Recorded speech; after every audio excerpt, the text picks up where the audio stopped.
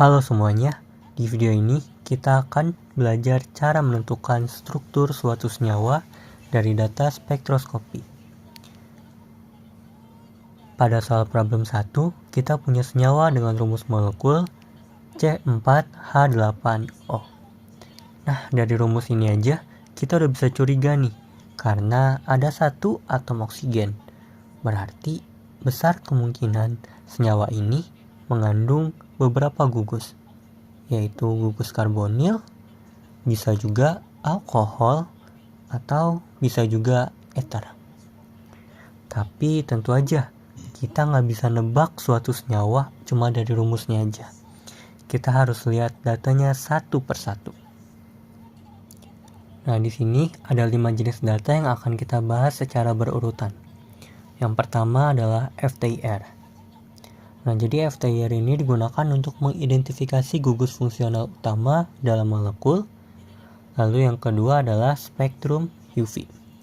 Nah, jadi spektrum UV ini membantu mengetahui ada tidaknya sistem konjugasi atau ikatan terangkap yang berdekatan. Lalu yang ketiga adalah spektrum HNMR, atau biasa kita sebut proton NMR.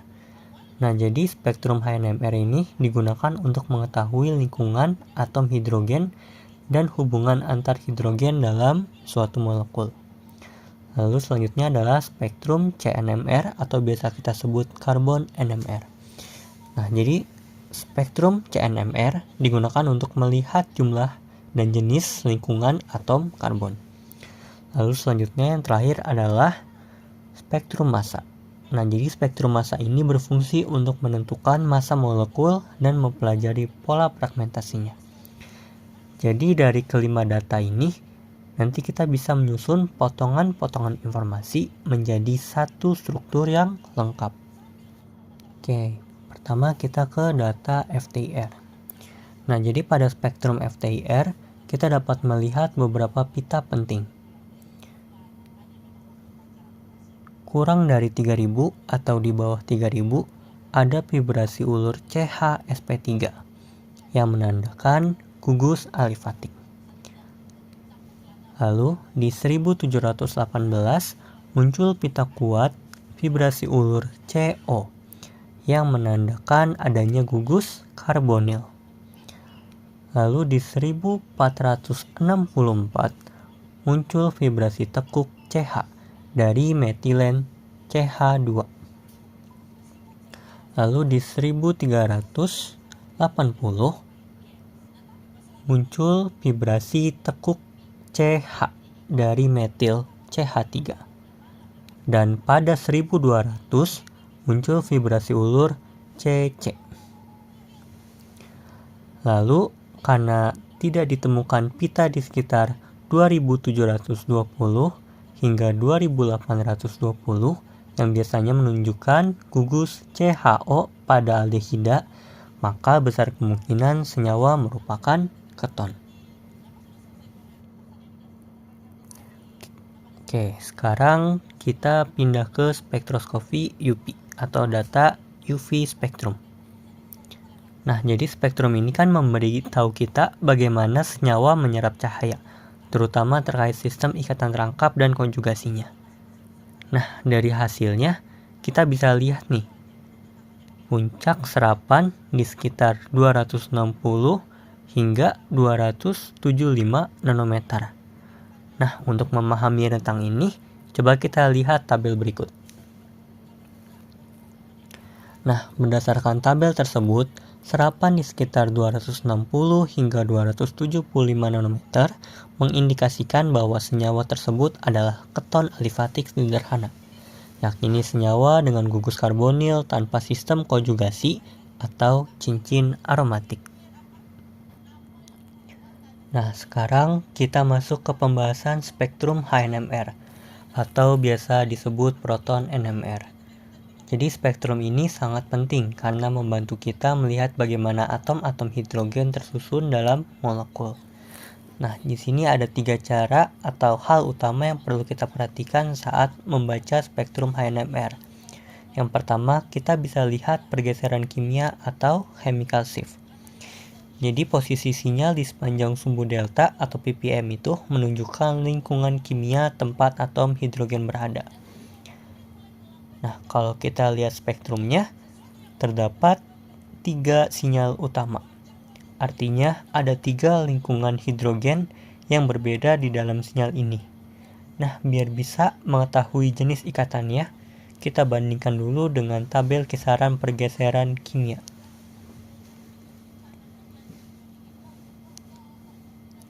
Nah, dari tabel kita tahu bahwa hidrogen pada CH3 biasanya muncul di sekitar 0,7 sampai 1,3 ppm dan CH2 jenuh ada pada kisaran 1,2 hingga 1,4 ppm.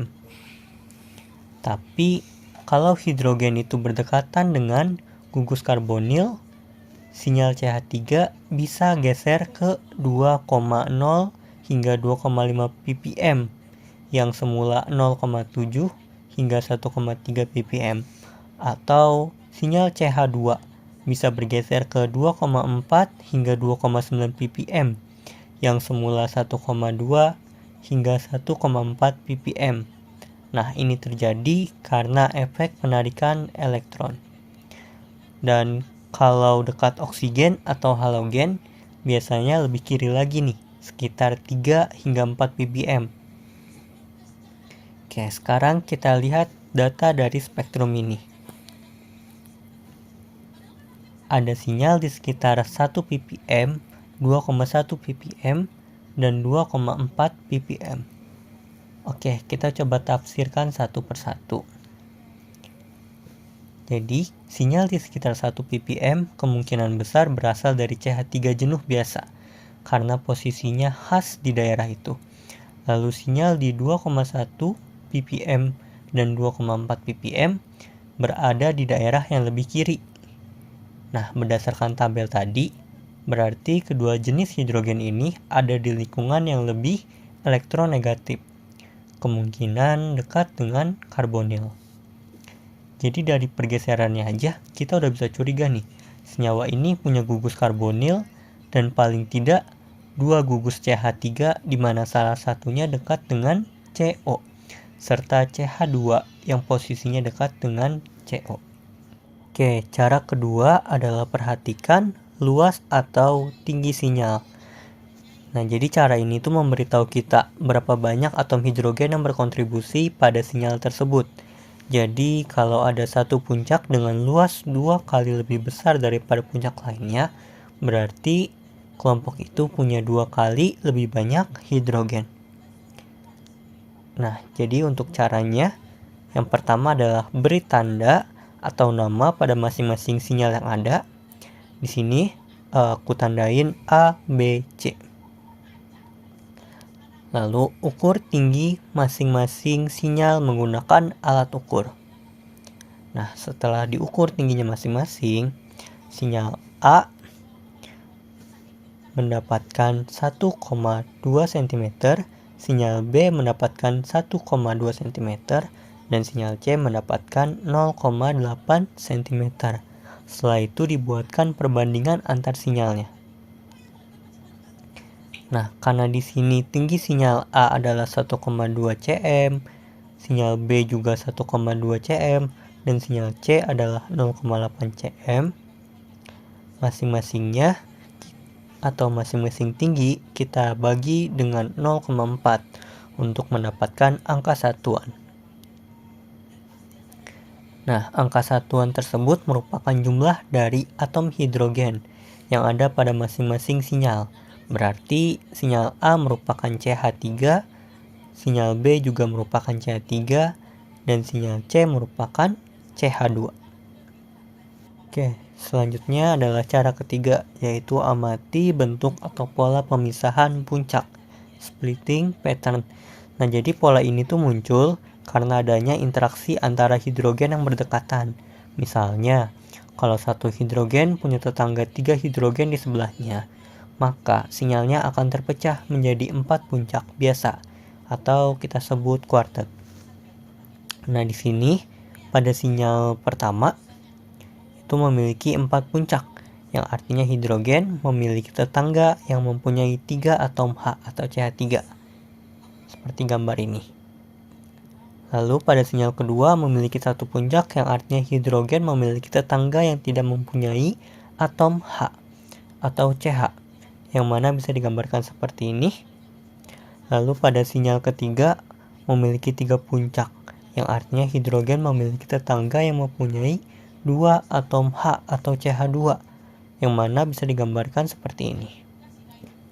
Nah, dari 3 informasi tadi, posisi sinyal, luas puncak, dan pola splitting, kita bisa tahu nih di mana posisi setiap hidrogen dan bagaimana mereka saling terhubung dalam suatu molekul. Oke, sekarang kita lanjut ke spektrum CNMR atau karbon NMR. Nah, kalau HNMR fokusnya ke atom hidrogen, CNMR ini digunakan untuk melihat lingkungan kimia atom karbon di dalam molekul. Berbeda dengan HNMR yang mana tadi sinyalnya tumpang tindih ya teman-teman.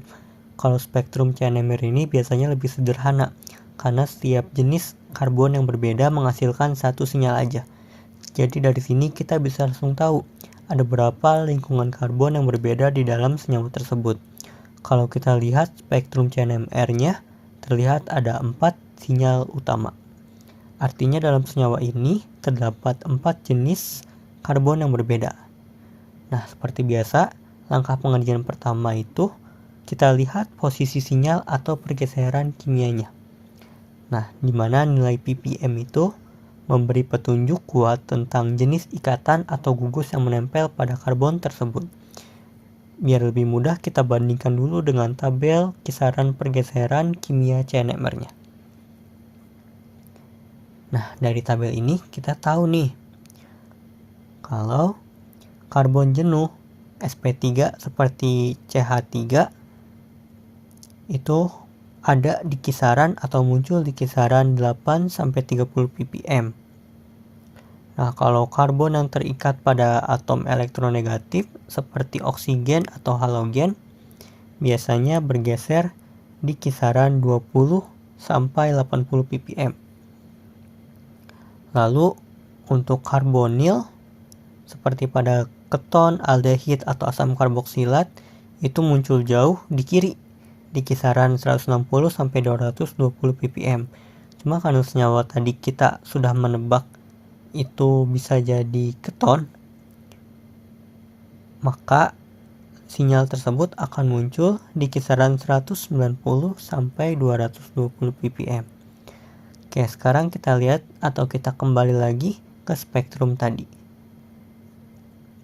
Nah, di sini tampak ada 4 sinyal di sekitar 7, 29, 36, dan 209 ppm. Oke, kita tafsirkan satu-satu. Nah, di sini puncak 209 ppm jelas menunjukkan adanya karbon-karbonil. Karena dia di 209, maka dia kemungkinan khas gugus keton. Lalu di sinyal 36 ppm kita bisa kaitkan dengan CH2 yang berada di sebelah karbonil. Kenapa? Karena posisinya sedikit bergeser di kiri dibandingkan CH2 jenuh biasa atau CH2 yang hanya terikat dengan CH3 atau alifatik. Oke, selanjutnya di sinyal 29 ppm berasal dari CH3 yang berdekatan dengan CO, berarti dia masih di lingkungan yang elektronegatif.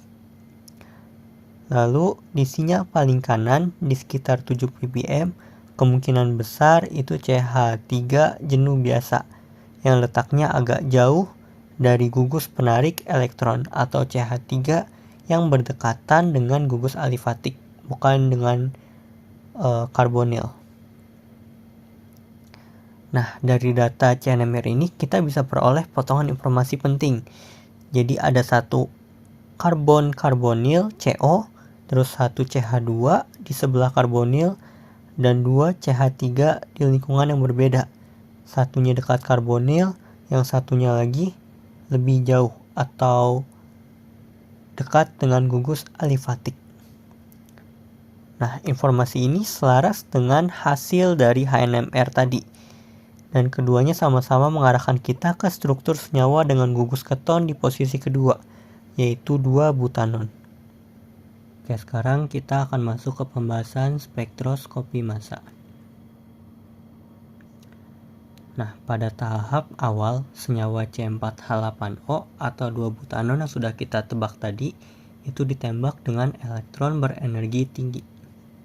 Akibatnya, satu elektronnya terlepas dan terbentuklah ion molekul positif dengan nilai M per Z sama dengan 72.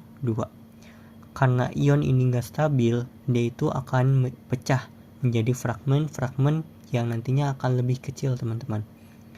Nah, pemecahan pertama biasanya terjadi di dekat gugus karbonil karena ikatan di sana paling lemah.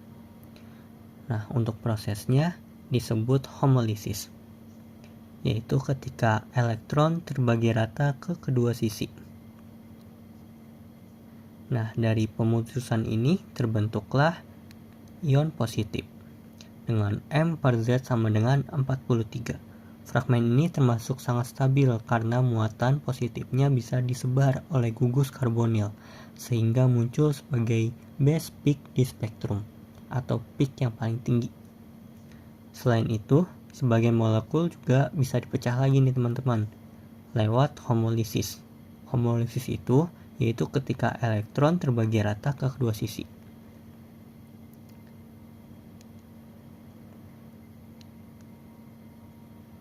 Nah, dari proses ini terbentuk ion dengan M per Z sama dengan 57. Nah, fragmen ini bisa terus terpecah lagi, menghasilkan ion-ion yang lebih kecil. Nah, terpecahnya dari proses yang disebut heterolisis, yaitu ketika satu sisi ikatan membawa kedua elektron. Nah, nantinya akan menghasilkan ion positif dengan M per Z sama dengan 29. Semakin kecil nilai M per Z berarti fragmennya semakin ringan. Jadi dari pola pecahannya kita bisa lihat bagaimana senyawa ini terurai menjadi potongan-potongan kecil lewat proses homolisis dan heterolisis.